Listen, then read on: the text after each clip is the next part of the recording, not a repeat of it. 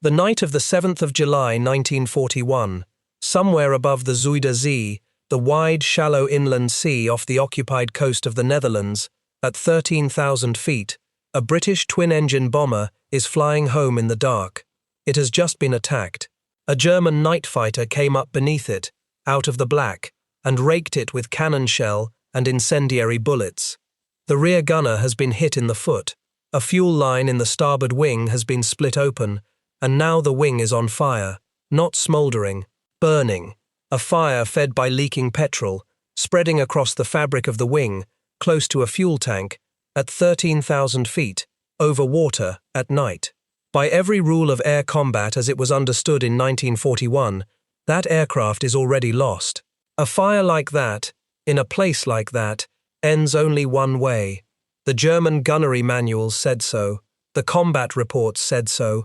The men on both sides who had watched bombers burn knew it in their bones. A fabric-skinned aircraft with its wing alight does not come home. This one came home. The fire went out. The bomber crossed the North Sea and landed in England, and the men inside it walked away. And that outcome, repeated in different forms on night after night through the first years of the war, produced something strange in the German records. German fighter pilots and flak gunners were among the most professional in the world. They hit these British bombers cleanly, by the book, in exactly the places that were supposed to bring an aircraft down, and a puzzling number of times, the aircraft simply refused to fall. It flew on with holes punched clean through it. It flew on with whole sections of its skin torn away and its bare skeleton showing to the wind. It flew on when it had no business flying at all. To the German airmen filing their reports, it must at times have seemed almost uncanny, as though these particular British bombers were built to a different set of physical laws. They were not, of course. There was no trick and no magic in it. There was only a decision, made years earlier, in a quiet English drawing office by a man most of those airmen had never heard of, to build an aircraft in a way that ran against the entire direction of aviation, for reasons that had nothing to do with combat and everything to do with the pure geometry of strength. That decision reached out across the years and across the North Sea, and on certain nights it stood between a crew and the cold water below, and the men who fired into these aircraft never knew its name. This is the story of why. It is not a story about luck, though there was luck in it. It is a story about two completely different answers to the oldest question in the engineering of war. How do you build a machine that survives being hit? The Germans had one answer, and it was brilliant, and in the end it was the answer the whole world adopted. One British engineer, working in a way that almost nobody else in the world was working, had a completely different answer. And for a few crucial years, over the darkened cities of occupied Europe, his answer did something the German answer could not account for. This is the story of the Vickers Wellington, and of the strange woven basket hidden beneath its cloth. To understand why a German gunner could not explain the bomber that would not fall, you have to start with what German gunners believed about how bombers die, and that belief was not foolish. It was the product of the most advanced aeronautical thinking in the world, and for most targets, most of the time, it was exactly correct. The German model rested on a clean and powerful idea. A modern metal aircraft carries its strength in its skin. The smooth metal shell of the wings and the fuselage is not merely a covering stretched over a frame. It is the load-bearing structure itself. Engineers call it stressed skin, and it means that the outer surface takes the twisting and bending forces of flight and holds the whole shape rigid. This was the great leap of aircraft design in the 1920s and the 1930s, and it was pioneered, more than anywhere else, in Germany. Men like Hugo Junkers and Adolf Rohrbach and Claude Dornier had led the world in building aircraft whose polished metal skins carried the stresses of flight. It made machines faster, cleaner, and stronger for their weight, and it became the foundation of nearly every high-performance aircraft that has flown since. The Germans understood this technology as intimately as anyone alive because in large part they had created it, and a stressed skin aircraft has one specific and exploitable weakness. If the skin carries the load, then opening the skin at the right place destroys the structure. You do not merely make a hole, you break the thing that holds the aeroplane together.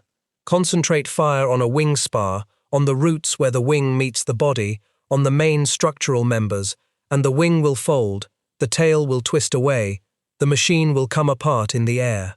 German fighter pilots were trained to aim for exactly those points.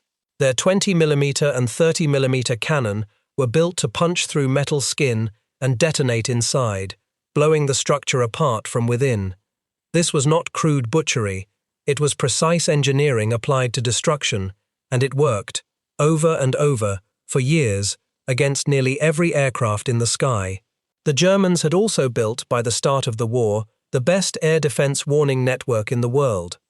A chain of early warning radar sets, the Freya system, could detect an incoming raid far out over the sea and guide fighters onto it with time to spare. And they showed exactly how lethal that system was on the 18th of December 1939, in a battle the Royal Air Force would remember with a shudder as the Heligoland Bight. On that clear winter morning, a force of Wellingtons flew toward the German naval anchorages around Wilhelmshaven, unescorted, in tight formation, in broad daylight. The men who planned it believed that bombers flying close together, their guns overlapping, could beat off fighters through sheer weight of defensive fire. It was a theory held on both sides at the start of the war, and it was about to be destroyed. German Freya radar picked up the raid from far out. Fighters were scrambled and positioned with ease, and the German fighter commander understood precisely where the Wellington was blind. The Wellington of 1939 had a powered gun turret in the nose and a powered turret in the tail, and almost nothing that could fire out to the side. Attack it from directly abeam, from the flank, and its guns could barely be brought to bear. In a quick briefing before the intercept, the German commander told his pilots exactly that. Come in from the beam, attack from the side, where the bomber cannot shoot back. They did. Of the 22 Wellingtons that pressed on to the target, 12 did not come home. More than half the force was wiped out in a single afternoon. 57 British airmen were killed. It was one of the most one-sided air actions of the early war, and the Germans had every reason to believe that their system had worked flawlessly. The radar had worked, the fighters had worked, the gunnery doctrine had worked, their reading of the enemy's weakness had worked. The Heligoland Bight taught the Royal Air Force a set of lessons written in the lives of its crews, and it acted on them quickly. The idea that a formation of bombers could defend itself in daylight against modern fighters was abandoned. From that point on, the heavy bombers of the Royal Air Force would go to Germany at night, under the cover of darkness, and the whole shape of the British bombing war was set by that single decision. But the Wellington itself was changed too. The blind spot on the beam, the flank that the German fighters had been briefed to attack, was covered with new gun positions firing out to the sides. And the floor that had turned crippled aircraft into funeral pyres, the plain unprotected fuel tanks that poured burning petrol into the air when they were holed, was addressed at last. The commander of the group that had sent those Wellingtons out wrote afterward that many of his aircraft had been seen with petrol streaming from their tanks, and that the vital necessity of fitting self-sealing tanks to every bomber could not be stated too strongly. Self-sealing tanks, lined with rubber that swelled and closed around a bullet hole, were fitted from then on. The aircraft that James Ward would climb out onto in 1941 was a tougher and better protected machine than the ones that had been slaughtered off Wilhelmshaven, and the difference had been paid for in the winter of 1939 by men who did not come back. So when a German gunner lined up a Wellington in his sights in 1941, he was not guessing. He stood inside a complete and internally consistent picture of the world. Aircraft are held together by their skin. Break the skin at the load-bearing points, and the aircraft breaks. That is how they die. He had proven tactics, a body of doctrine, and the memory of the Heligoland Bight to tell him it was true. His model was not insane. It was correct against very nearly every machine in the sky. It had only one flaw, and the flaw was not in the reasoning. It was in a single silent assumption buried underneath the reasoning. The assumption was that all aircraft are built the same way, that every enemy machine carried its strength in its skin, and there was one bomber coming at them out of England in growing numbers that did not. To find where that bomber came from, you have to leave the cockpit and the flak battery altogether and travel to a drawing office in the south of England, and into the mind of a man who did not think about aircraft the way anyone else thought about aircraft. Partly because he had not begun with aircraft at all. He had begun with airships. His name was Barnes Wallis. He was born in 1887, and by the time the Wellington flew, he was a man in his late 40s, precise, obsessive, formal, endlessly patient, with a calculation, and almost entirely without patience, for people who could not follow one. He had joined the great armaments firm of Vickers in 1913, and he spent much of the 1920s not on aeroplanes, but on the enormous rigid airships that were then believed to be the future of long-distance travel. He designed an airship called the R-80. Then he became chief designer of the R-100, one of the two great British airships built at the close of the 1920s. The R-100 was, by the standards of that brief and doomed age, a real success. It first flew at the end of 1929. In the summer of 1930, it crossed the Atlantic to Canada and back. Among the men doing the stress calculations on Wallis's team was a young engineer named Neville Shute Norway, who would go on to fame under a shortened form of his name, the novelist Neville Shute. But the airship age ended in fire. The R-100 had a government-built sister ship, the R-101, designed by a rival team under fierce political pressure to fly before it was truly ready. On the 5th of October 1930, the R-101 set out for India, ran into bad weather over northern France, and crashed and burned. 48 of the 54 people aboard were killed. The British airship program died with them. The R-100, the ship that had actually worked, was deflated, sold for scrap, and flattened. For Wallis, this was both a professional catastrophe and, in a quieter way, a release. He had spent years learning how to build vast feather-light structures that had to be as strong as possible while weighing almost nothing. And in the framing and rigging of those airships, he had become fascinated by a particular family of curves that engineers call geodetics. A geodetic is, put simply, the shortest path across a curved surface, the line a thread would follow if you pulled it tight around a sphere or a cylinder. In the R-100, the light alloy girders were spiral-wound and riveted, and the wire netting that restrained the great gas bags was laid out along these geodesic lines to give each bag the most room to swell. It was there, working with those curves, that Wallis began to understand something that would shape the rest of his life. Members laid along geodesic paths, crossing one another in two opposing spirals, could brace each other so completely that the load in one was balanced and steadied by the load in the next. This was the heart of how Wallis thought. He did not begin with the aircraft and then look for a structure to fit it.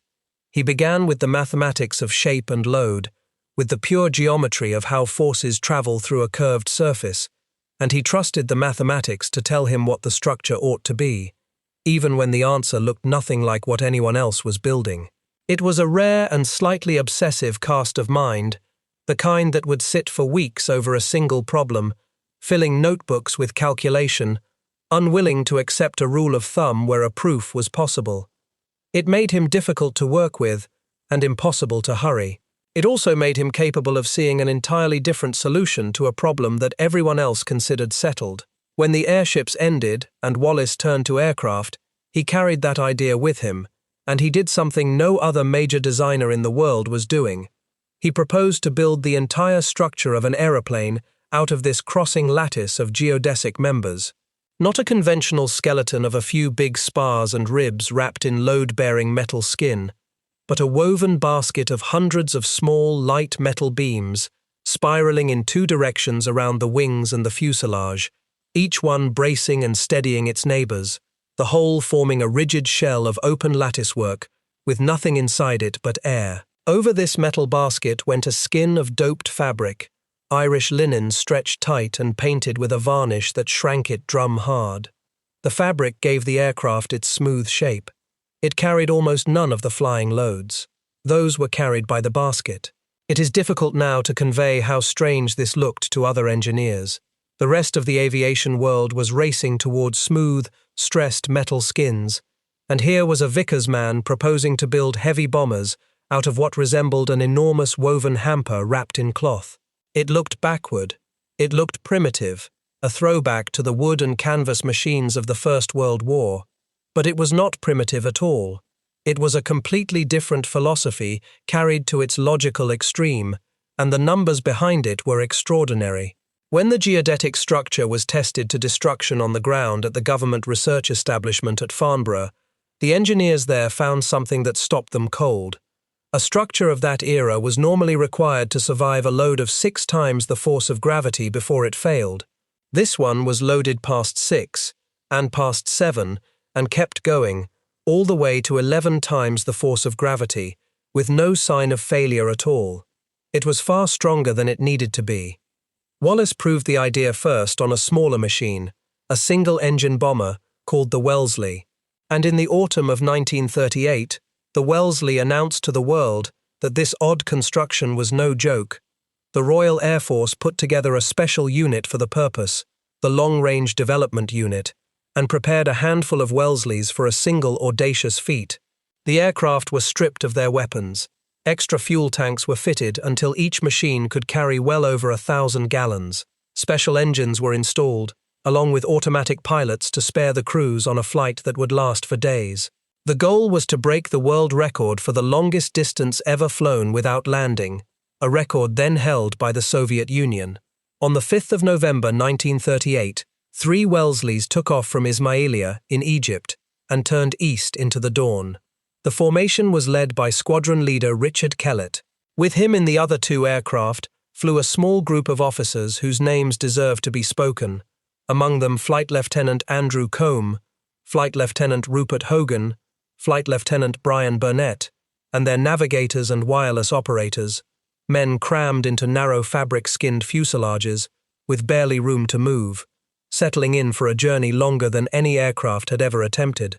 They flew through the day and into the night, and through the next day, across Arabia, out over the Indian Ocean, across the scattered islands of the Dutch East Indies, holding formation, nursing their fuel, taking turns to rest. One of the 3, Hogan's aircraft, ran its tanks low and put down briefly at Kupang on the island of Timor to take on fuel. The other 2 flew on and reached Darwin, in northern Australia, without ever once touching the ground. They had covered more than 7,000 miles in a single unbroken flight, at an average speed far higher than the old Soviet record had managed. It was a world record that would stand until after the war, and it remains, to this day, the longest flight ever made by a single-engine piston aircraft. The lattice-built aeroplane, the woven basket that serious engineers had found faintly ridiculous, had just flown farther without stopping than anything else in the history of the world. If you find this kind of history worth preserving, the engineering as much as the courage, then a simple tap of the like button genuinely helps carry it to the people who would want to hear it. It costs you nothing, and it matters more than you would think. The Wellesley was the proof of the idea. The Wellington was the weapon built on it. Designed to an Air Ministry requirement of the early 1930s, with the firm's chief designer Rex Pearson responsible for the overall aircraft, and Wallis responsible for the geodetic structure inside it. The Wellington first flew on the 15th of June 1936, from the airfield at Brooklands in Surrey, in the hands of the Vickers test pilot, Joseph Summers, a man everyone knew as Mutt. The prototype did not survive to see the war. In the spring of 1937, during high-speed testing, it was thrown into a violent dive when a control surface overbalanced and it broke up in the air, killing a crew member aboard. It might have been the end of the whole project. Instead, the fault was traced, the offending feature was removed from the design, and the production aircraft that followed was heavily reworked and strengthened, given a deeper body, a longer nose, a larger bomb load, and a bigger crew. The Wellington that went to war was in many ways a more robust machine than the graceful prototype that had been lost, and the accident, terrible as it was, had helped make it so. It entered squadron service in October 1938, the year before the war, with No. 9 Squadron of the Royal Air Force. The crews gave it a nickname almost at once. There was a rotund, hamburger-loving character in the Popeye cartoons of the day, named J. Wellington Wimpey, and so the Wellington became, forever, the Wimpey. Beneath the fabric, the fuselage of a Wellington was built up from roughly 1,650 separate little pieces of light alloy, curved and drilled and riveted together into that spiraling double basket. It was, in the most literal sense, woven. And this points to the great hidden price of the whole idea, the thing that makes the Wellington a more honest and more interesting story than a simple tale of British cleverness. The geodetic structure was brutally difficult and slow to build. A stressed skin aircraft could be made in separate pieces, a wing in one place, a fuselage in another, by different factories, and bolted together at the end. The geodetic fuselage had to be built up almost as a single woven whole. The technique could not easily be handed to an outside factory that had tooled up for ordinary construction. It was hard to cut large openings into the lattice for hatches and turrets without weakening it. It was very nearly impossible to seal and pressurize for flight at high altitude, because the whole structure flexed and breathed. And when Wellingtons were later used to tow gliders, crews found that the fuselage would visibly stretch under the strain, so much that they joked you could never measure a Wellington twice and get the same answer, because the aircraft was always quietly changing shape. So this was never a free miracle. It was a trade. Wallis had bought an extraordinary strength and an even more extraordinary tolerance for damage, and he had paid for it in manufacturing time, in industrial flexibility, and in the long-term future of the design.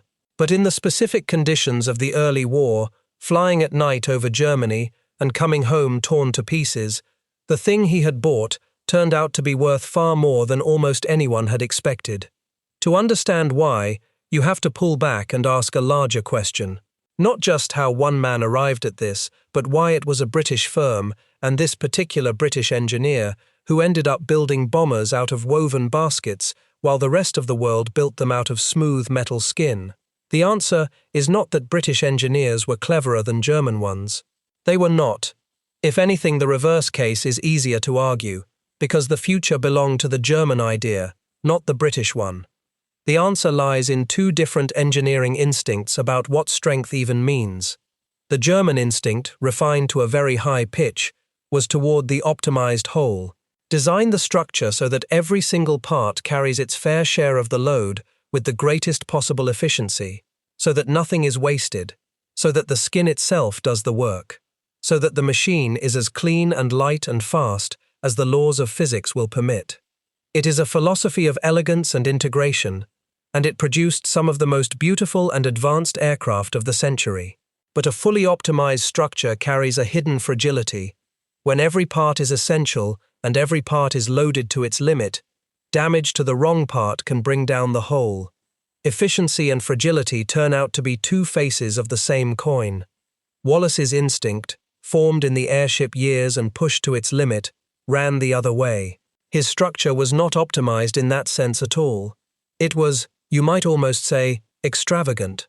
It was made of hundreds of small members, no single one of which was critical, all of them sharing the burden, so that the loss of any one, or of many, simply shifted the load onto the survivors.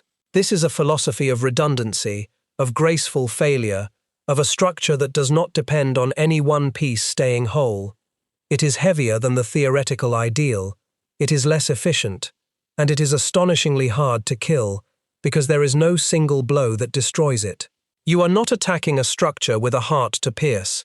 You are attacking a crowd, and shooting a few members out of a crowd of 1,650 simply leaves the crowd standing. You can see the difference most clearly in what each kind of structure asked of the men who hit it. To bring down a stressed skin aircraft, a gunner had to find the load path, the spar, the join, the critical member, and cut it. Do that, and physics finished the job for him. The geodetic aircraft offered no such critical member to find. There was no single line of force running through it that a burst of fire could sever and be sure of the kill. The strength was spread out across the whole surface, shared among hundreds of little beams, so that destroying any patch of them simply asked the rest to take up the slack, which they did. A gunner could put a beautiful, textbook burst into a Wellington's wing and watch it fly on, not because he had missed, but because there was nothing there for a clean hit to break. There is a real and important truth buried here, and it does not flatter the side telling the story, so it is worth saying plainly. Britain did not win this particular argument. The geodetic aeroplane was, in the long run, a magnificent dead end. Even Vickers abandoned it. After the war, the entire aircraft industry, in Britain as everywhere else, went the German way, toward the smooth, stressed skin, because the stressed skin was easier to build, could be pressurized for high flight, could be made cleaner and faster, and was the only structure that made any sense once the jet age arrived. Wallis's woven basket was not the shape of the future. It was a brilliant, temporary, and in its own moment, life-saving answer to a specific problem, in a specific war, in the last few years before the technology that would replace it had fully arrived. This is not a story of a superior nation. It is a story of a road not taken, a philosophy of deliberate redundancy that happened to be exactly right for a few desperate years, and that carried a great many men home who would otherwise have died, before it was overtaken and quietly set aside. And yet the idea underneath it did not really die. The specific construction, the woven metal basket under a coat of linen, belonged to one narrow moment in the history of flight and was gone within a decade. But the deeper principle that Wallis had reached for, the notion that a structure can be made to survive damage not by being perfect, but by having no single point whose loss is fatal, has quietly become one of the governing ideas of the modern world. It is the thinking behind how the great networks that carry our information are built, so that cutting one line simply routes the traffic another way. It is behind how safety-critical machines are designed, with backups upon backups, so that no one failure can bring down the whole. Every engineer who has ever chosen robustness over raw efficiency, who has built in a margin and a second path, and a way to fail gently rather than all at once, is working in a tradition that a former airship designer pushed to its limit in the wings of a bomber, in the years when getting it right meant that a particular crew came home. The aircraft was a dead end. The idea inside it was anything but. And that brings us back, at last, to the burning wing over the Zuida Z, and lets us see the whole of that night from the inside. The bomber climbing away from that German fighter attack on the 7th of July 1941 was a Wellington of No. 75 Squadron, a unit largely manned by New Zealanders, returning from a raid on the German city of Münster. Its serial was L7818. Its captain was a Canadian, squadron leader Reuben Widdowson. Its rear gunner was a New Zealander, Sergeant Alan Box, and it was Box, wounded in the foot, who had kept firing and sent the attacking Messerschmitt down and away before it could finish them. But the fighter had already done its work. Cannon fire had split a fuel line in the starboard wing, and the leaking petrol had set the fabric of the wing alight. The crew fought the fire the only ways they could from inside. They forced a hole in the side of the fuselage and pushed a fire extinguisher through it toward the flames. When that failed, they threw the coffee from their vacuum flasks at the fire. Nothing reached it. The fire kept burning, close to a fuel tank, eating steadily into the wing. And then they were told to prepare to abandon the aircraft. What happened next is one of the most extraordinary individual acts of the entire air war, and it was performed by the aircraft's second pilot, a quiet 22-year-old New Zealander and former schoolteacher named James Allen Ward. Ward proposed to climb out of the aircraft, in flight, and put the fire out with his hands. His captain thought it was very nearly suicide, and said so, but there was no other answer left, and permission was given. They knotted a rope from the aircraft's dinghy stowage around his waist. Ward forced open the hatch in the top of the fuselage, the astro hatch used for taking star sights in navigation, and climbed out into the slipstream, into a wind he later described as being like a terrific gale, only worse than any gale he had ever known. He had no parachute on his back. He kicked and punched holes through the taut-doped fabric of the wing to make himself handholds and footholds, and he worked his way out along the wing, into that howling wind, toward the fire, dragging with him a canvas engine cover that had been serving as a cushion. He reached the burning fabric and he smothered the flames with the cover and with his hands, and beat the fire down until it starved and went out. Then he made the far harder journey back against the wind and was hauled inside by the navigator. The Wellington flew on and landed safely in England. For that night's work, James Ward was awarded the Victoria Cross, the highest decoration for valour that Britain can give, and the announcement was published in the Official Gazette on the 5th of August, 1941. Now hold the two halves of that night together, because the whole of this story lives inside that single aircraft. The reason there was still a wing for Ward to climb out onto at all was the geodetic structure. Cannon fire that would have folded a stressed skin wing had instead punched through the lattice and the fabric and left the woven basket standing. The fire had burned the cloth, not the frame, and the reason a man could climb out along that wing, punching holes in it for grip and kicking footholds into it, was that the wing was not a smooth sealed sheet of metal. It was fabric over an open frame, a frame a man could reach into and hold. The very features that made the Wellington look primitive to the rest of the aviation world, the cloth skin and the woven basket beneath it, were the exact features that let this crew live. And on the other side of that engagement, the German airman who had done everything correctly, who had put his fire squarely into the wing of an enemy bomber and set it alight in the night sky, was left with a result that his entire understanding of air combat could not contain. He had done everything right. That is the point worth sitting with. He was not a poor shot, and he was not unlucky. He had simply been trained to kill one kind of aircraft, and had met another, and there is a larger irony folded inside that night, one that reaches beyond any single gunner. The Germans had won the great early daylight battle off Heligoland so completely that the victory worked against them. It was celebrated as proof that their air defences were supreme, and the deeper warnings inside it were not fully heard. The lesson the British took away, that they must respect their enemy, adapt their tactics, protect their aircraft, and come only by night, made bomber command more dangerous over the years that followed. The lesson the Germans took away, that their defences had already mastered the problem, encouraged a confidence that the later war would punish severely, when the night skies over the Reich filled with thousands of British bombers, that the daylight victory had never prepared them to stop. Winning a battle and learning the right thing from it are not the same, and the two sides in that winter of 1939 drew almost opposite conclusions from the very same afternoon. Ward's night became the most famous case, but it was very far from the only one, and the same pattern held right through the war. The photographs that survive from those years are almost hard to believe. There are Wellingtons that came home with great ragged gaps torn in the fabric of the fuselage, the geodetic lattice standing bare and exposed like the ribs of some strange fish. The aircraft nonetheless flown back across hundreds of miles of hostile sky and landed. There are aircraft that returned with whole panels of skin missing, with control surfaces shredded, with damage that on any other machine would have meant the wing or the tail simply leaving the aeroplane, and yet the woven frame beneath had held its shape and carried the loads and kept flying.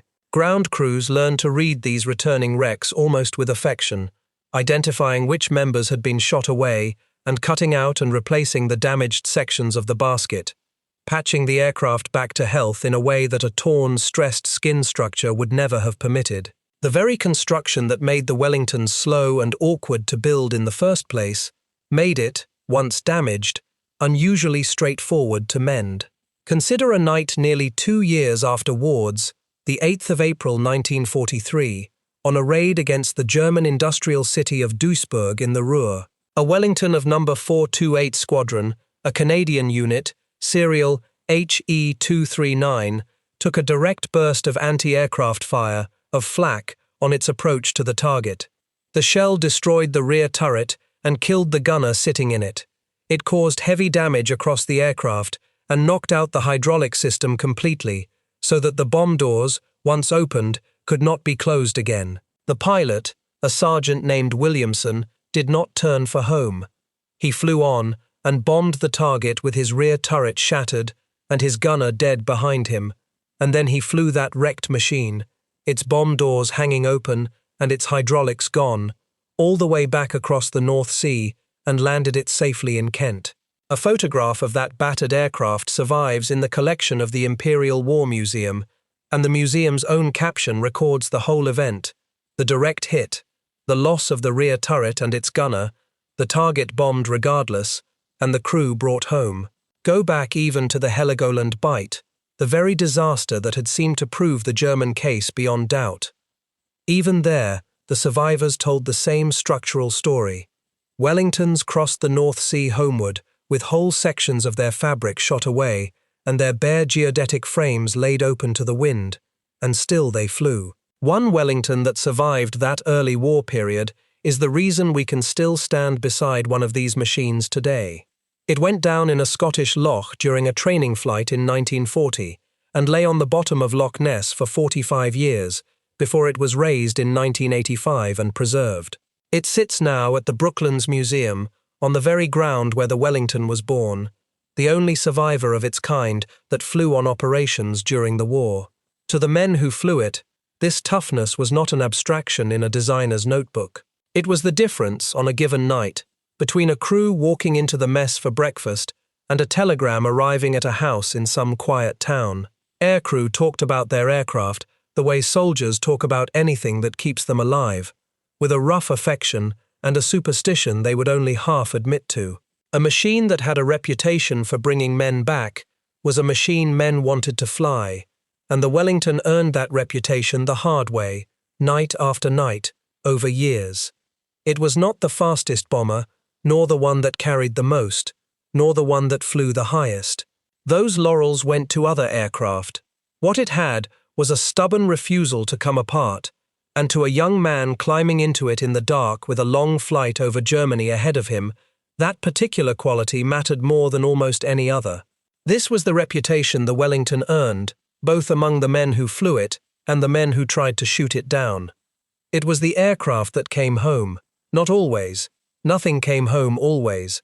But often enough, and from damage severe enough, that it changed what aircrew believed a man could survive. German intelligence knew the aircraft well. German gunners hit it constantly. And still the reports kept coming in, of the fabric bomber that soaked up fire no metal aircraft should have absorbed and flew on, of a structure that could be shot to rags in patches and simply carry the load somewhere else. If you had a father, a grandfather, or an uncle who flew in Bomber Command or Coastal Command, or who worked in the aircraft factories at Weybridge or Chester or Blackpool, building these machines, I would be genuinely glad if you left their name, and their squadron or their works if you know it, in the comments below. This history stays alive because families keep it alive, and those names deserve a place where they can be read. It is worth pausing to take in the sheer scale of what came out of this unlikely idea, because the Wellington was no rare or experimental machine. It was built in staggering numbers. By the time production finally ended in the autumn of 1945, more than 11,400 Wellingtons had been made, a total usually given as 11,461. That is more than any other British bomber of the entire war, more even than the famous four-engine heavy bombers that came later. The Wellington was the only British bomber to remain in production from before the first day of the war until after the last. At the height of the effort, the factories were turning them out at a pace that still seems barely believable, and at one point, as a deliberate demonstration and a piece of wartime morale building, the workers at the Broughton factory in North Wales assembled a complete Wellington, from the first parts laid down to a finished aircraft, in just under 24 hours, and had it airborne little more than a day after they had begun. The previous record, set at a factory in California, had been 48 hours. The Broughton workforce cut that in half, and the film cameras were there to record it, and the newsreel was careful to insist that nothing about the aircraft's quality had been sacrificed for the sake of speed. It is worth remembering who those workers were.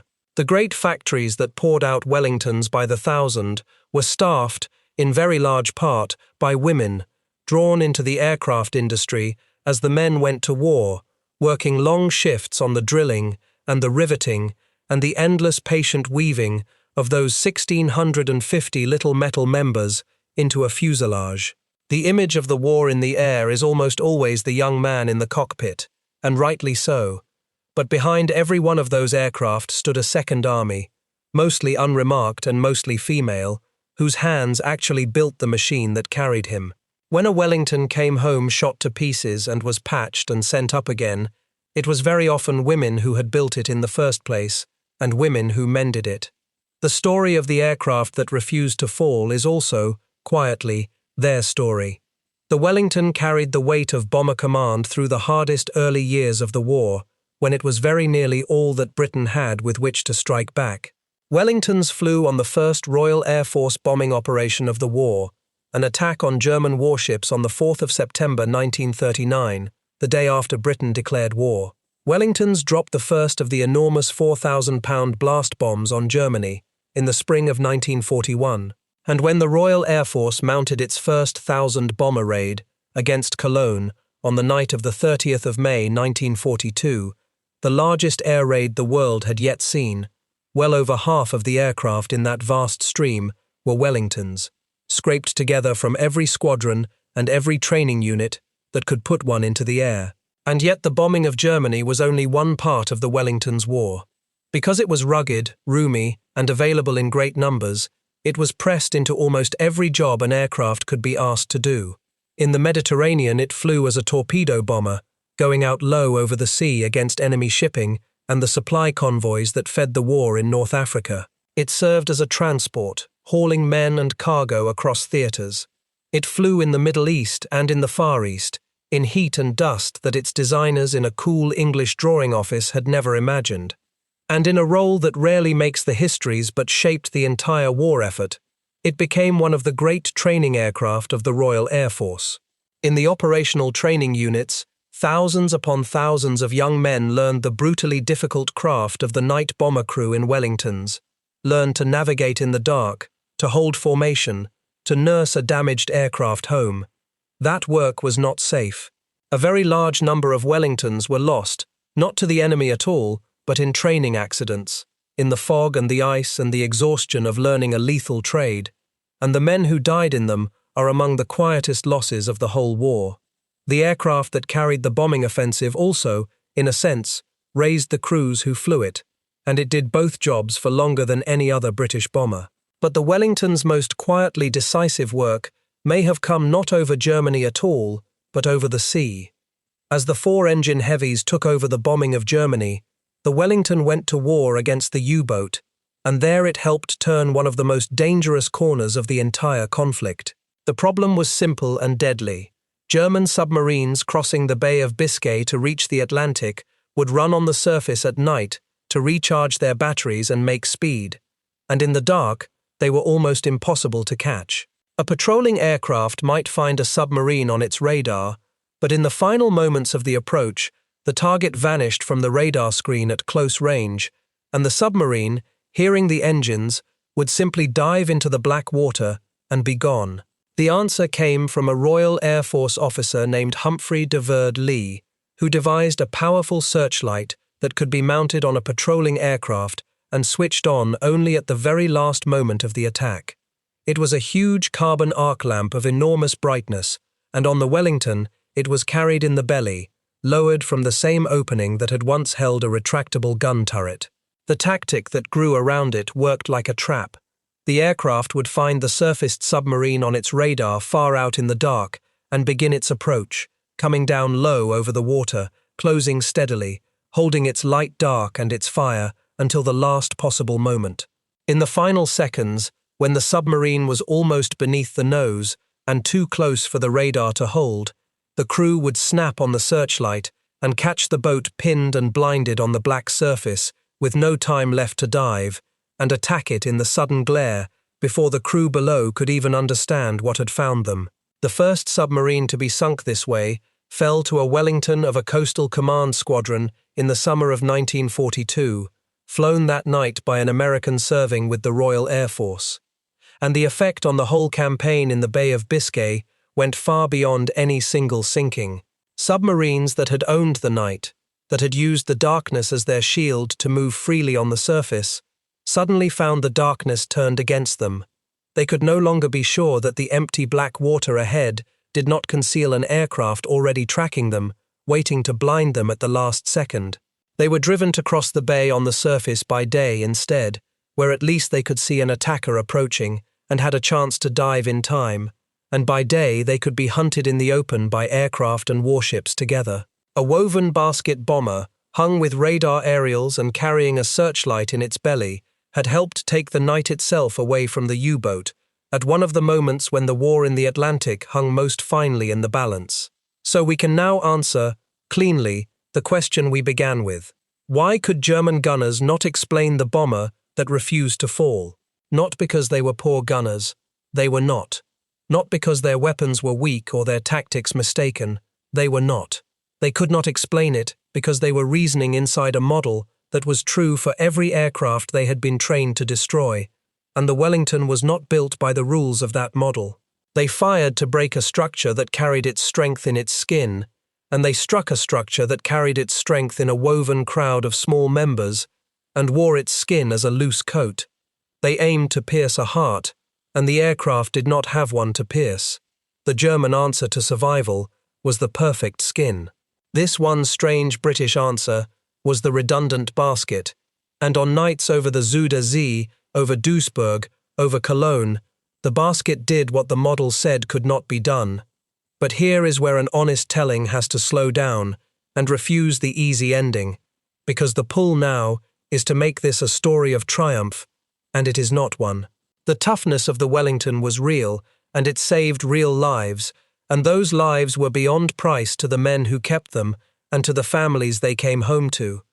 But it has to be set against a far larger and far darker number, and that number allows no triumph at all. Bomber Command sent something on the order of 125,000 aircrew into the air across the war. Of those, more than 55,000 were killed. That is a death rate above 44%. More than 4 in every 10 of the young men who flew in these crews did not live to see the end of the war.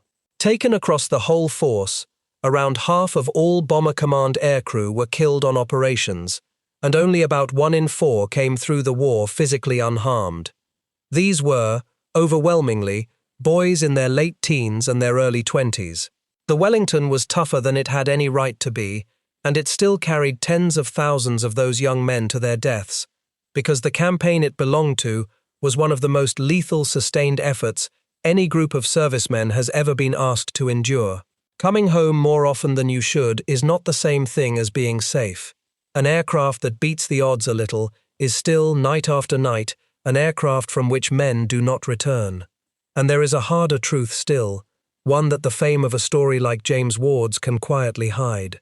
For every crew that lived because of the geodetic structure, there were crews the structure could not save, because a cannon shell that struck a fuel tank, or an engine, or a man at the wrong moment, killed just as surely in a Wellington as in anything else.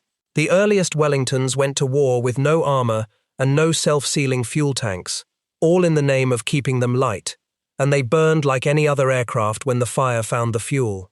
The Heligoland Bight, the very battle where the survivors showed the toughness of the frame, was also a massacre in which more than half the force was lost in an afternoon. The woven basket did not make men immortal. It shifted the odds a little, in a game whose odds were terrible, and the men who climbed into these aircraft knew those odds precisely and went anyway. That, far more than the engineering, is the thing most worth remembering. The man who designed the basket knew the price of it too. Barnes Wallis did not stop with the Wellington. He went on to invent the bouncing bomb that breached the German dams in the famous raid of 1943, and then the great deep penetration bombs, the Tall Boy and the Grand Slam, weapons of 10 and then 22,000 pounds, designed to plunge deep into the earth or through the thickest concrete before they burst, tools built to shatter the U-boat pens and the launching sites and the viaducts that ordinary bombs could not touch. After the war, he turned his mind to the future of flight itself, spending years at Brooklands on radical designs for aircraft whose wings could swing and change their sweep in flight, an idea decades ahead of its time that the great variable geometry aircraft of later generations would eventually prove right. He was knighted in 1968, and he lived a long life, dying in 1979 at the age of 92. But the thing most worth knowing about him is not the list of his inventions, it is what the cost of them did to him. He gave much of the money he was awarded for his wartime work to the education of the children of Royal Air Force men who had been killed. After the dams raid, in which many young airmen died carrying his idea to the target, those who knew him said he was almost broken by it, and he himself wrote that for him, the success of that night had been very nearly blotted out by the sense of loss of those wonderful young lives. From then on, he made a deliberate effort never again to send living men to their deaths merely to test one of his ideas, pioneering instead the use of unmanned models so that failure would cost metal and not blood. It is the right note on which to remember him, not as a maker of clever machines, though he was among the cleverest men who ever lived, but as someone who understood, better than most, exactly what his machines carried up into the dark and what it truly cost to bring even a part of it home. The German way of seeing the world was not stupid, and in the end it was not even wrong. It was the German idea that won. The smooth, stressed skin that German engineers pioneered is the reason the aircraft you fly in today looks the way it does, and not like a woven hamper under a coat of linen. But for a handful of desperate years, in the darkness over-occupied Europe, one engineer's refusal to build the way everyone else built meant that a certain number of young men, who by every rule should have died in the air, came home instead, and grew old, and had children and grandchildren, some of whom may well be watching this now. If you are one of them, then you already understand the thing this story is really about. It was never really about the aircraft. It was about the men the aircraft carried. Tell me their names below, so that they stay somewhere they can be read. And if you would like the next of these stories, the next inventor the experts dismissed, the next machine that did what it was not supposed to be able to do, the next crews whose names deserve not to vanish, then follow along, because there are more of them, and they should not be allowed to disappear.